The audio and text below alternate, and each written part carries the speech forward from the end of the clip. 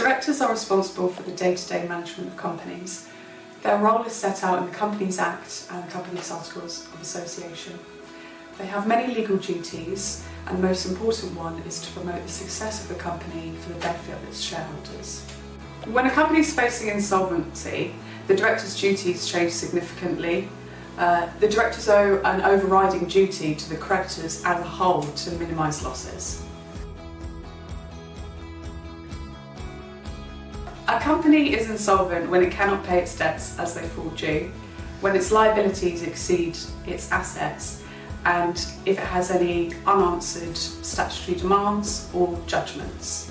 It's important that a director knows when to spot when the company is insolvent.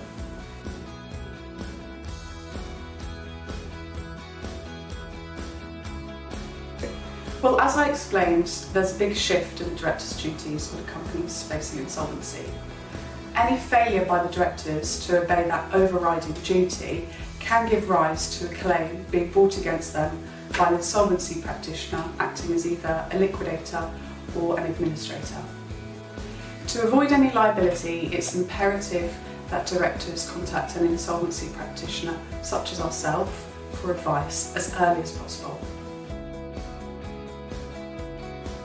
A director should not carry on business or enter into new contracts without an intention of repaying. Legislation provides that when a director knows or ought to know that the company is facing insolvency and they make the decision to continue to trade but do not minimise losses during that period, then this is an example of wrongful trading, and they may be ordered to contribute to the company's assets available to creditors.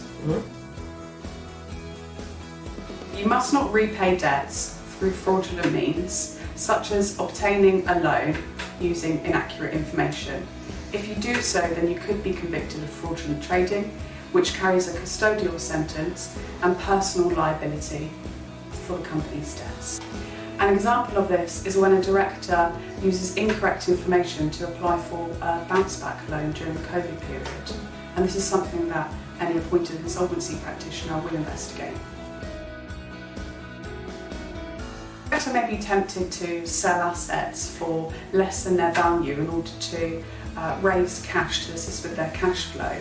If it's found that assets are sold for less than market value, then the transaction may be reversed, and the director may be liable to repay the proceeds. When a company is insolvent, a director may be tempted to pay connected creditors or those that they have a long-standing relationship with. As the director's duties are to the creditors as a whole, this could be deemed a preference, and the transaction may be reversed and the funds may need to be repaid.